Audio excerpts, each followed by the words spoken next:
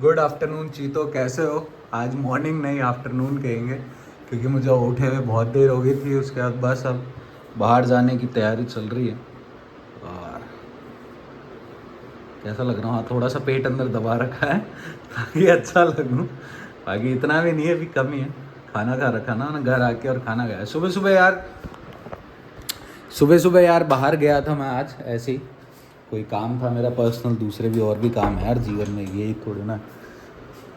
तो उसके रिलेटेड, और जयपुर में हम कुछ भारी लाने का प्लान कर रहे हैं अगले महीने के 10 या 15 तक। माइट भी वो सब बैठ जाए बढ़िया से, तब तो मज़ा आ जाएगा। माँ कसम, कुछ इंडियन सिनेमा के हिसाब से ही कुछ नया लेके आ रहे हो ओवरऑल ही, जिसमें मैं भी हूँ और भी मेरे 5 स्टेट के जो सीनियर हैं, सीनियर ही कहूँगा क्योंकि मैंने उन सबसे बाद में ज्वाइन करी हुई है ये इंडस्ट्री, और सबसे कम उम्र का मैं ही हूँ उनके बीच में। और सिनेमा से रिलेटेड कुछ चीज़ लाएंगे, उसके रिगार्डिंग बाहर भी जाना है।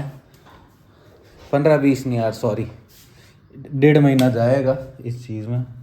चल जा भाई, मैंने आपको कहा था ना मेरे को एक काम है जिसके रिगार्डिंग मुझे बाहर जाना पड़ सकता है, तो वही काम है भाई। और अभी तो सॉक्स ले रहा हूँ यार शूज़ के लिए।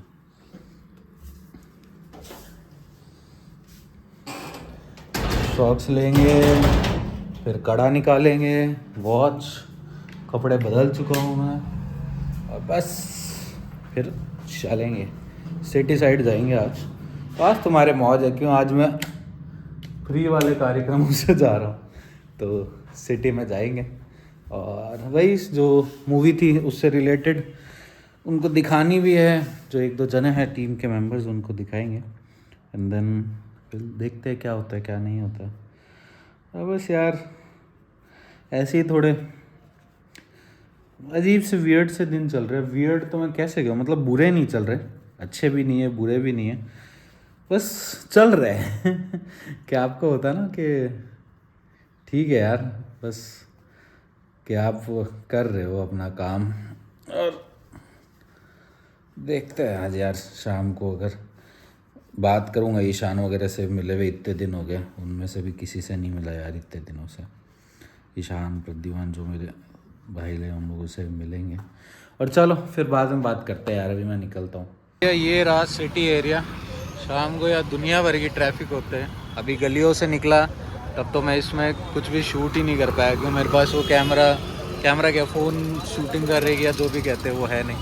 तो चलो आगे अब चित्रकूट में, और फिर वहाँ मिलते हैं, फिर डायरेक्ट घर मिलेंगे। हाँ तो यार शाम को मैं आ गया था, वैसे तो घर पे ही आ गया था सीधा फ्री होने के बाद। उसके बाद थका हुआ बहुत था यार, 2-4 दिन से नींद और पूरी नहीं हुई थी, तो वो कंप्लीट करी, सो गया। फिर उठ के डिनर वगैरह कंप्लीट करा, और बस उसके बाद में फिर, क्योंकि आज के दिन का मेरा वो जो है ना रिएक्शन वाला, वो नहीं निकला यार, तो बस सबसे पहले वो शूट किया। अब उसके शूट में क्या, मैंने 1-2 दिन से नोटिस कर रहा हूँ मैं यार, बड़ा उसमें क्या लाइट की कमी होने के कारण क्या बड़ा काला दिख रहा हूँ। और तो मेरे आज तो बाल भी इधर है, तो काला दिख रहा था। तो फिर मैंने सोचा चलो थोड़ा कुछ एक्सपेरिमेंट किया जाए। तो मैंने, मेरे पास ये कुछ रिफ्लेक्टर और पड़े थे, तो मैंने जो नेचुरल के सॉरी जो ट्यूबलाइटर है उसके थोड़ा अपोजिट में करा, ताकि यहाँ से रिफ्लेक्ट होके और मेरे चेहरे पे आए। ऑल दो पूरी तरह से सक्सेसफुल नहीं हुआ, क्योंकि ये क्या थोड़े से ऐसे रह गए। ये कल थोड़ा और अच्छे से सेटिंग करूँगा। ये जब थोड़े से ऐसे आएंगे ना, तो फिर ये लाइट ऐसे ऐसे ही इन पे, मतलब देख, मतलब कैसे बताऊँ यार, ऐसे उस पर लाइट को यार, हाँ इसकी बहन जी रुक जाओ, तार को कह रहा हूँ यार, सब अभी आएंगे बीच में सारी चीज़ें।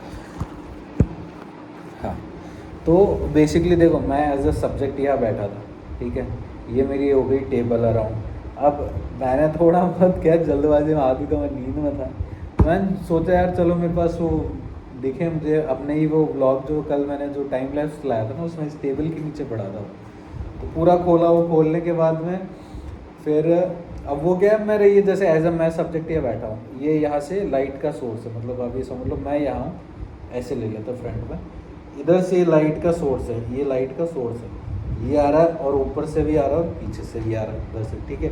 अब मैंने इसको क्या ऐसे लगा दिया, ठीक है। अभी लाइट तो आई इसमें, पर लाइट कहाँ गई? लाइट गई है थोड़ी सी मेरे चेहरे को काटती हुई, ठीक है, क्योंकि मेरे पास अभी ऑप्शन था नहीं, मैंने ऐसे जल्दबाजी में किया और नींदम किया। अब थोड़ा जब मैंने इसकी फुटेज और देखी तब मुझे ध्यान आया कि इसको हम लोग थोड़ा सा ऐसे करेंगे, ताकि क्या है, जो लाइट इधर से पड़े ना वो यहाँ से आए रिफ्लेक्ट होके और ये जो सब्जेक्ट है इस पे जाए, मतलब ऐसे आए ऐसे जाए वो।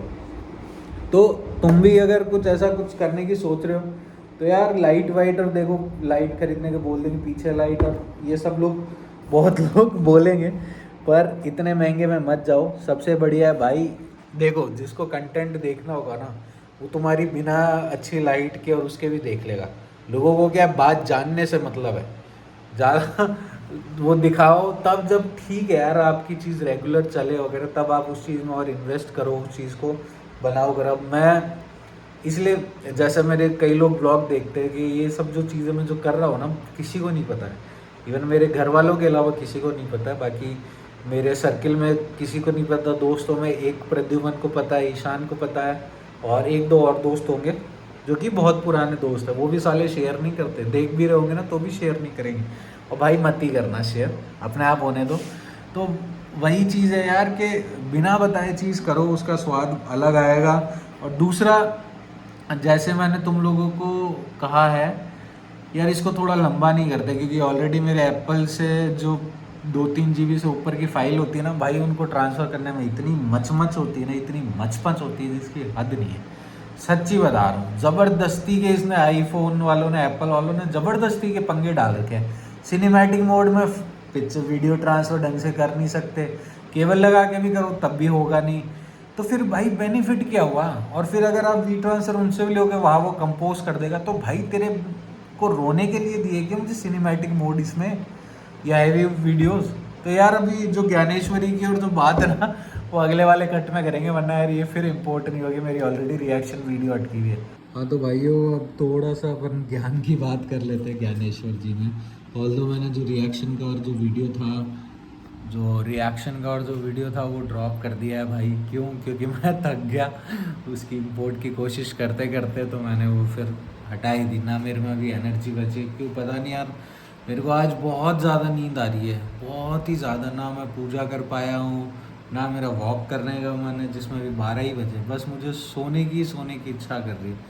तो पर फिर भी क्योंकि थोड़ी बहुत रीडिंग बहुत ज़रूरी है लाइफ में, तो मैं 1 घंटे से रीड भी कर रहा था, तो मैंने थोड़ा बहुत पढ़ा है इसमें जो मैं आपको बताता हूँ। ऑल्दो मेरा अब इसका वो स्टार्ट हो गया था यहाँ से, धृतराष्ट्र और संजय की जो बातें हैं वो यहाँ से पहले अध्याय में स्टार्ट हो गई है। इससे पहले जो ये चीज़ें हैं जहाँ पे उन्होंने कहा है कि जैसे श्री कृष्ण ने जो सुनाई अर्जुन को गीता का भाव, और शिव जी ने भी पार्वती जी को सुनाया गीता। और कहीं ना कहीं एक जो चीज़ इसमें यहाँ पे इस पॉइंट पे जो लिखी हुई है इस एरिया में, वो ये लिखी हुई कि अगर आप अर्जुन हो अपनी लाइफ में तभी आप इसको पढ़ पाओगे या समझ पाओगे, अदरवाइज आप पढ़ भी नहीं पाओगे। और जिस तरह जैसे मैं हूँ एज अ आपको जो ये समझा रहा है, दिखा रहा है, तो शायद हम लोग बहुत एक छोटे से जुगनू हैं यार एक सूरज के सामने, आप ये कह सकते हो।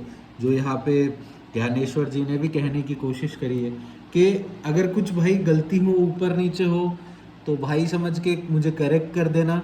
बाकी एक छोटी सी एक प्रयास है जिसमें ज्ञानदेव जी ने प्रयास करा ये लिख के, वैसे यार मैंने भी एक छोटा सा प्रयास कर रहा हूँ कि क्या पता आप लोगों को थोड़ा बहुत भी अगर देखो तो समझ आए। तो अपन बहुत शॉर्ट में जाएंगे, ज़्यादा डिटेल में तो मैं चाहूँगा आप इसे एक बार पढ़ो, क्योंकि जब पढ़ोगे ना तो जो भाव होते हैं ना पढ़ते वक्त, जब आपके भाव आते हैं आपके, अगर मुझे नहीं पता आप लोगों का विजन कितना स्ट्रॉन्ग है कितना नहीं है, बट अगर आपका विजन स्ट्रॉन्ग है ना, विजुअलाइजेशन और पावर, तो आप जब पढ़ोगे ना शुरुआत में भी जो उनके फादर औरों का और भी जो था इंट्रोडक्शन और यहाँ पे तो, और जो मदर का त्याग भी था 12 साल का, तो एक आंसू से निकलने लग जाते हैं इंसान के खुद के मन से, अगर आप इमोशनल और उस चीज़ को विजन कर पा रहे हो। तो चलो बैक टू इस पे आते हैं, क्योंकि इस पर मैंने अभी थोड़ा बहुत पढ़ा है। तो ये जो धृतराष्ट्र का है इसमें धर्म क्षेत्र कुरुक्षेत्र समवेता यशुष्त्व, इसमें जो लिखा है ना बेसिकली इसमें वो संजय से पूछ रहा है कि भाई मेरे जो पुत्र है और जो पांडु के पुत्र है वो देवताओं देव धर्म क्षेत्र अर्थात जो कुरुक्षेत्र था जो हरियाणा का एरिया उसको धर्म क्षेत्र भी कहा जाता है। और कई जगह पे मैंने और भी जो पुराने आर्कियोलॉजिस्ट और रहे और कुछ जो धर्म गुरु और रहे उनकी बातों में भी सुना है कि जो कुरुक्षेत्र एरिया ना वहाँ पे एक पर्टिकुलर भगवान का ऑटोमेटिक फोकस रहा है क्योंकि वो धर्म क्षेत्र रहा है। और धर्म क्षेत्र में ये धर्म का युद्ध करने जो गए हैं तो इसके बारे में क्या है क्या नहीं है। तो फिर संजय यहाँ कहते हैं कि विश्व बल्कि जिस समय जिस प्रकार काल अपने मुंह फैलाता है उसी प्रकार पांडवों की सेना सुबुद्ध हो गई है। मतलब जिस तरह काल अपना मुंह और फैला के और एक इंतजार करता है कि काल समझ रहे हो मतलब मौत और उसका खेल, उसी तरह जो पांडवों की जो सेना है वो ऐसे लग रही है जैसे आकाश से पूरा वो उतर रहा कर रहा है। और उसमें जो यहाँ ये भी एक हल्का सा दिखाया है कि उस चीज़ को देख के आप देख के द्रौपद आपके रुक के आपके पास आकर कहने लगा, आपने देखा कि पांडु की सेना कैसे आवेश में आई हुई है। उस सेना सॉरी यार मेरी हिंदी मैंने आपको पहले ही कहा था मेरी थोड़ी इतनी अच्छी नहीं कि बहुत वक्त से मैंने नहीं पढ़ी। उस सेना के भिन्न भिन्न व्यूह मानो चलते फिरते पहाड़ी किले के समान पड़ते हैं। अव्यूह द्रुपद पुत्र है आचार्य जिस आपने शिक्षा दी उसे जिसे अपने युद्ध व्यूह पंडित के देखे उसी पांडु के सेना सकार कैसे विस्तार हुआ। तो मतलब जो इनके जो कहने का मतलब था यहाँ पे संजय कहते हैं, जबकि संजय ना आप देख रहे हो यार संस्कृत में कितने 1 2 3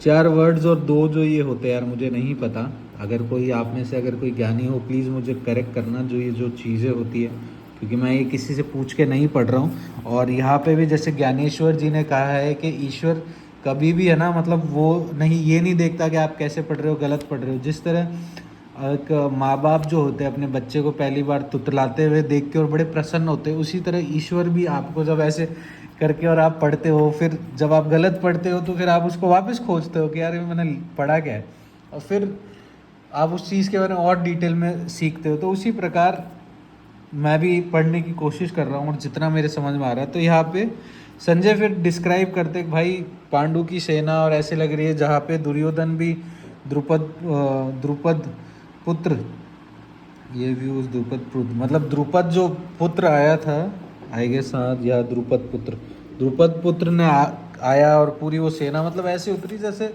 आसमान से ऐसे काल और जो होता ना पूरा अपना मुंह फैलाया उतर रहा हो तो उस तरह से था।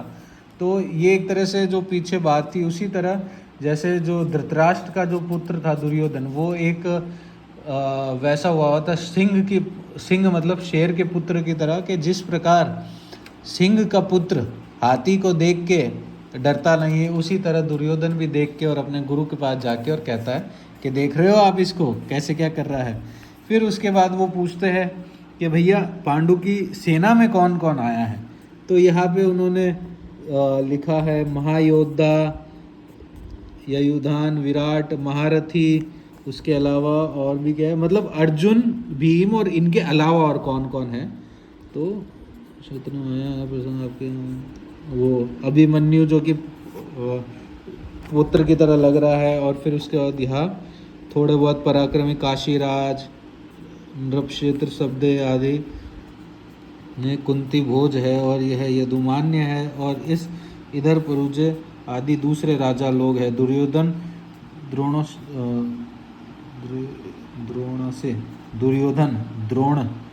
से मतलब वो अभी द्रोण से मतलब दुर्योधन भी जो गुरु द्रोण है वो वैसे तो सबका ही गुरु ही था इनके पांडु और उसका तो इसकी एक अलग स्टोरी इस पे बाद में जाएंगे। तो द्रोण और वो बात कर रहे हैं आपस में। तो अभी मैंने ये यहाँ तक पढ़ी है तो जहाँ तक मैंने पढ़ी है अभी वहाँ तक मैंने आपको एक बहुत शॉर्ट में बताने की कोशिश करी है। और साथ ही मैं पता नहीं क्यों मेरे मन में आया कि मैंने सोचा आप लोगों से बात करे और खुद जो मैं पढ़ने जा रहा हूँ आपको भी पढ़ाऊँ। तो यार एक छोटा सा प्रयास है बेसिकली तो ये खुद को सेल्फ नॉलेज देने के लिए और है बट सोचा आपको भी बता दूँ। तो यार मेरे हिसाब से तो आप सबको भी पढ़ना चाहिए। बाकी अगर पढ़ नहीं सकते हो तो मेरे साथ बने रहो क्योंकि भाई मजेदार चीज है, मजा आ रहा है पढ़ने में। अटक अटक के जो बिल्कुल पहला जो बच्चा होता है ना, जब बच्चा पैदा होता है तुतला के बोलता है, उसी तरह बोलने में। और एक अलग की स्वाद है, आनंद है। ऑल तो मुझे आती है काफी संस्कृत और भी पढ़नी आती है थोड़ी बहुत। गणेश अथर्वशीष वगैरह मैं बहुत ही इजीली बोल सकता हूँ। ऐसा कुछ नहीं है कि मुझे आता नहीं है, मंत्र वगैरह आते हैं मुझे कई चीज। बट ये चीज मेरे लिए नहीं है, तो नई चीज में यार प्रॉब्लम और थोड़ी बहुत तो आती है। तो अगर कोई समझने में और दिक्कत आ रही है तो उसके लिए यार मुझे माफ करना। बाकी आप भी यार अपनी लाइफ में थोड़ा डिसिप्लिन लाओ, थोड़ा एक्सरसाइज और भी करो, एक बुक भी पढ़ो। ये जो विदेशों का आजकल चल रहा है ना 72 डे चैलेंज, तो भाई 72 डेज तक क्यों करना है, लाइफ टाइम करो ना। मैं तो यार इतनी किताबों का चैलेंज ले लिया, 72 तो शायद मुझे 72 तो खैर नहीं लगेंगे, क्योंकि 13-14 पेज का एक अध्याय है और मैं अभी 6ठे पेज पे हूँ यार। ये देख लो भाई, 6ठा पेज है, ये तो 7वां आएगा। तो मेरा भी है प्रयास, जैसे जो टाइम मिलता है कोशिश करके पढ़ रहा हूँ। तो चलो आज यार लंबी बात नहीं खींचते, ऑलरेडी व्लॉग लंबा हो गया। तुम लोगों का भी नेट खर्च हो रहा होगा, गालियां दे रहे होंगे मन में कि बैठ के पका रहा है चौधरी। तो चलो sign out from Fab Chaudhary, मिलते हैं कल एक नए दिन में नई चीजों के साथ और नई थोड़ी ज्ञान की और बातें करेंगे। तो चलो आस्ता ला विस्ता।